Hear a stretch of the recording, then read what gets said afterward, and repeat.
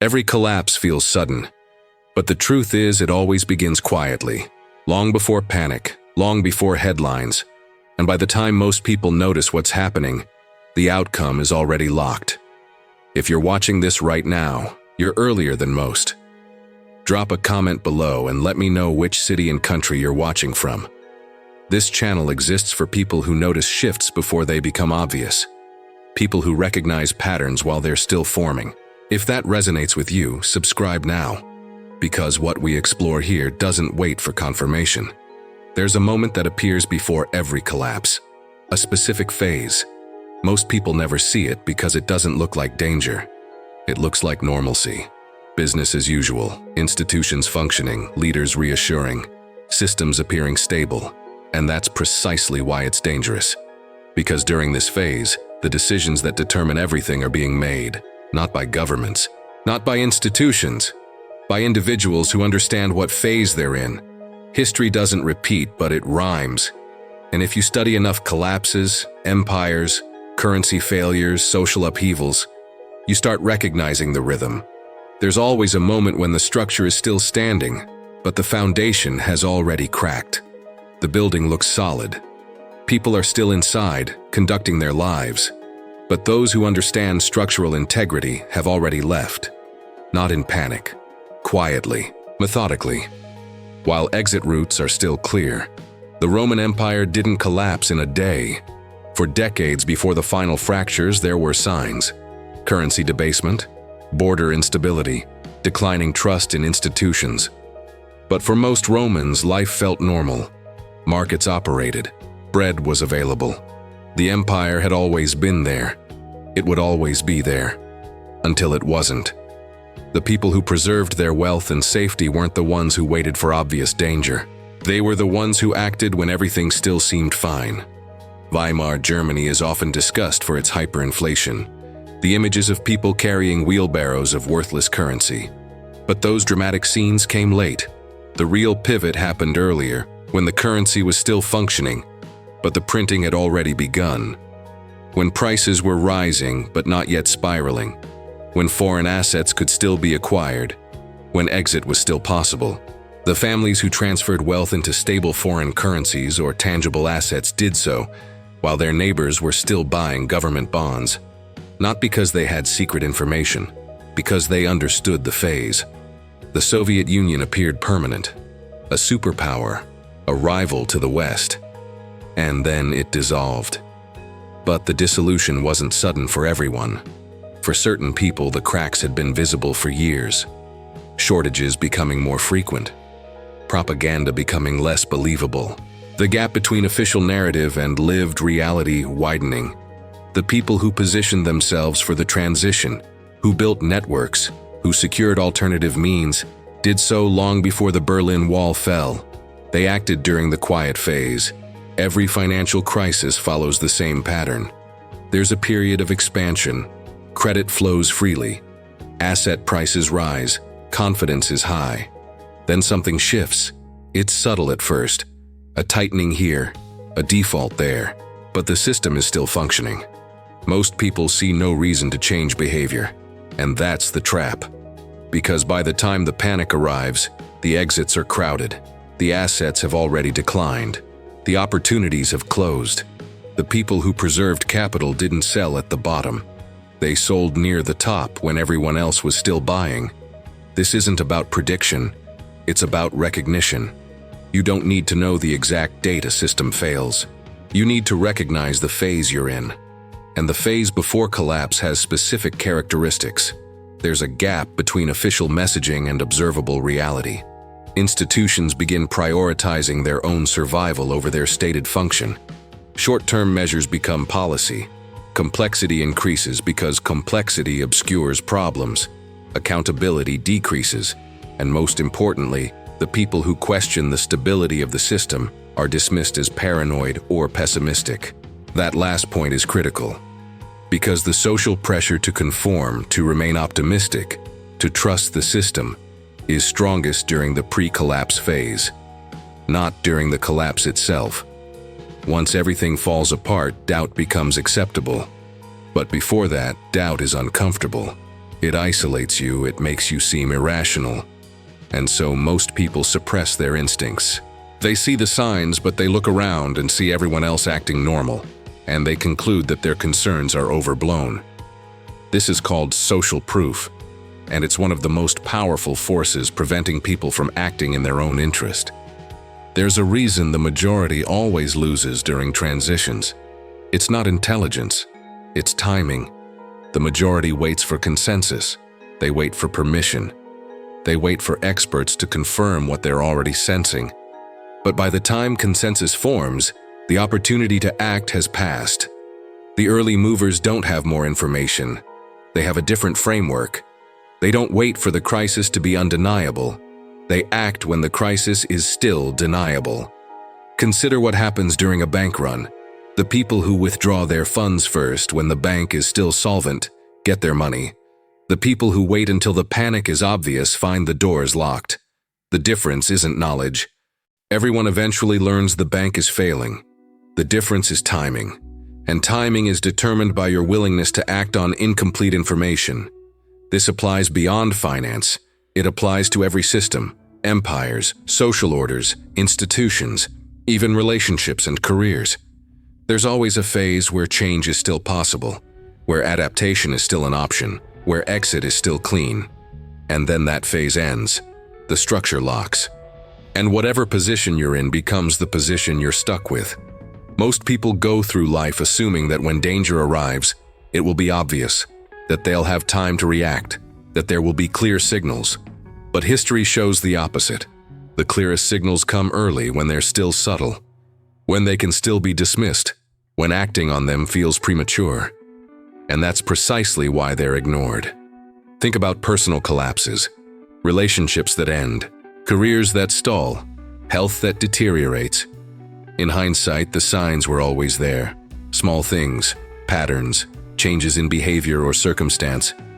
But in the moment, they seemed manageable, not urgent, and so they were deprioritized until they couldn't be ignored. But by then, the options had narrowed. The easy fixes were no longer available. What could have been adjusted with small changes now required radical intervention.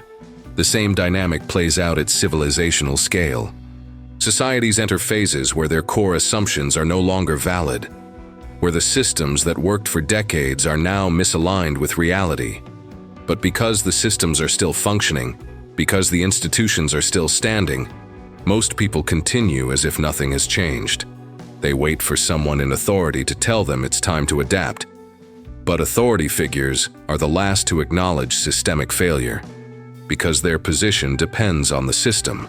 This creates a situation where the people who maintain stability are those who act without permission, who exit before the exit is crowded, who adapt before adaptation is popular, and who accept the social cost of being early.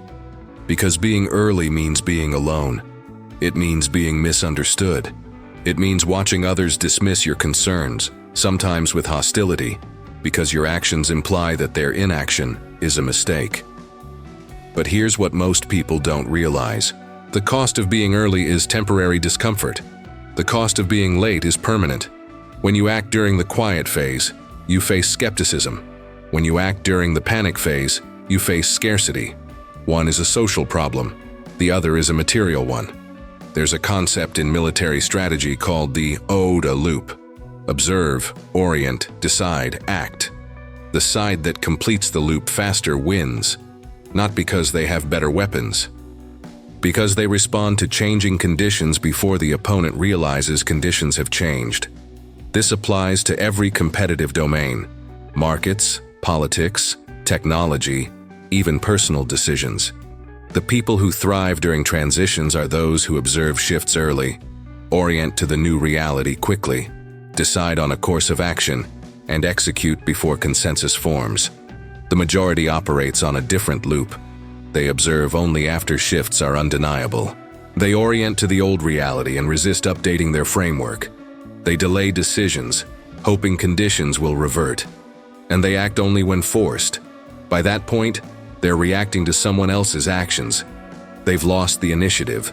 And in transitions, initiative is everything. This isn't about fear, it's about clarity.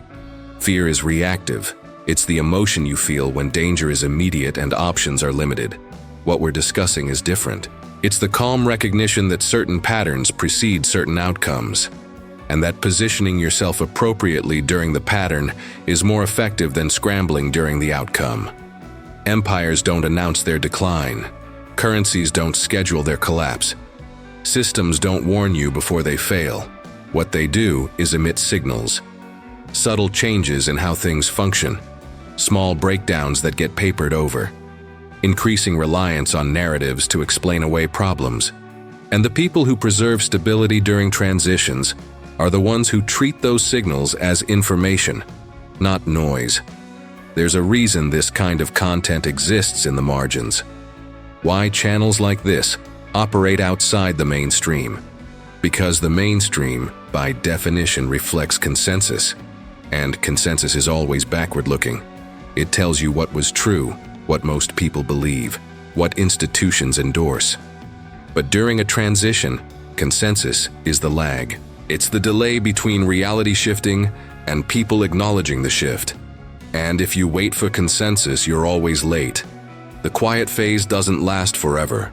Eventually, the gap between appearance and reality becomes too large to ignore.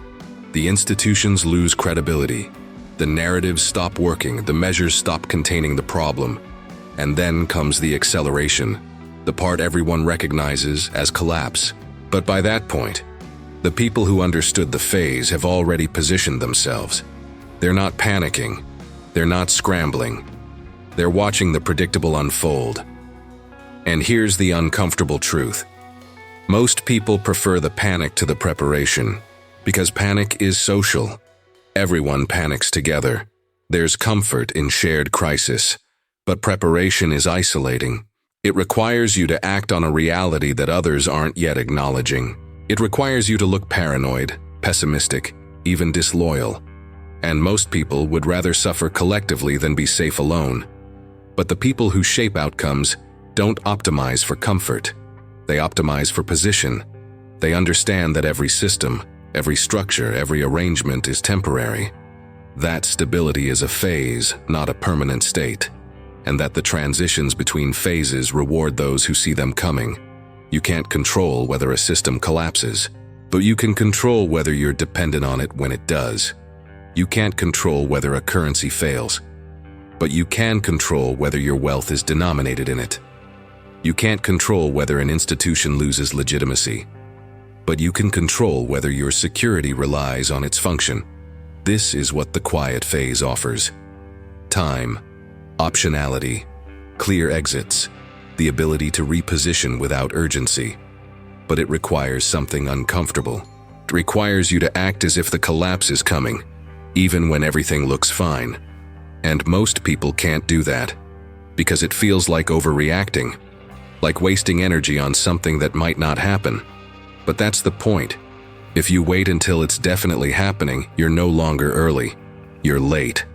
History is a record of people who acted too late, who saw the signs but waited for confirmation, who understood the risk but hoped it wouldn't materialize, who valued social acceptance over strategic position. And history is also a record of the smaller group who didn't wait, who accepted the discomfort of being early, who positioned themselves during the quiet phase, and who emerged from the transition intact. The question isn't whether a collapse is coming. Collapses always come. Systems fail, empires fall, currencies collapse, institutions lose legitimacy. It's not a matter of if, it's a matter of when. And more importantly, it's a matter of what phase you're in right now. Because if you're in the quiet phase, you still have time. Options are still open. Positioning is still possible. But if you're already in the acceleration, your choices have narrowed. And if you're in the collapse itself, you're no longer making choices. You're enduring outcomes. The people who preserve stability across transitions share a common trait. They don't wait for permission. They don't need authority figures to validate their concerns. They don't require consensus before they act. They observe, they orient, they decide, they move. And they do it quietly, while everyone else is still debating whether there's anything to worry about. Every collapse feels sudden, but it never is. It's always preceded by a phase where the outcome is already determined, but not yet visible, where the decisions that matter have already been made, but the consequences haven't yet arrived. And the people who understand this don't focus on predicting the exact moment of collapse. They focus on recognizing the phase. Because once you know what phase you're in, the question isn't what will happen. The question is what you're going to do about it. And that question is always answered during the quiet.